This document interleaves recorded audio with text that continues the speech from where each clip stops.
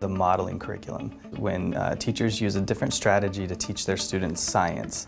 It's more of an experiential learning process where kids get to try science before they actually learn the concepts. This is very different from a traditional classroom. This is about practicing science and playing with science. Modeling lends the kids to discover on their own, which means that they're going to retain the information a lot quicker and a lot faster. The teacher kind of takes a step back and they're more of a guide instead of somebody who stands in front of the classroom and lectures.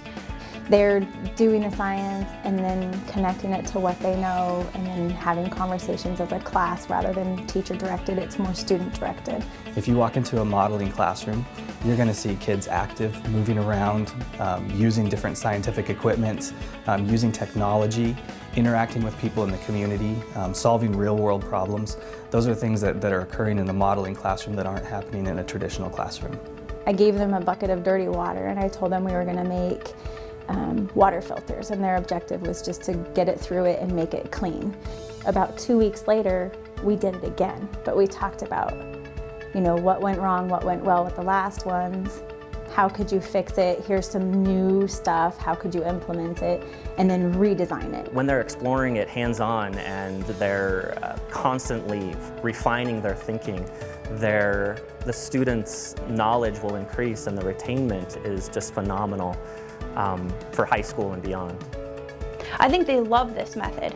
Towards the end of the year, it was almost like my students could run the experiment themselves. They could do their own whiteboarding and they could be able to communicate their data with little help from me. It was pretty sweet to see. It's changed the way I think about teaching. It's changed my students and the culture in the classroom. It's made thinking more engaging thinking and more in-depth thinking in my classroom. The questioning my students ask is more in-depth. This program actually really does empower the students. And it also gets every single kid involved and engaged, and as a teacher, that's exactly what you want.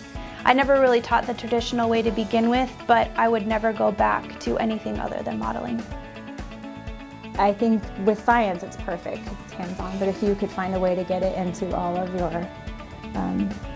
curriculum, that would be awesome. The students would love it and they would actually probably enjoy coming to school. So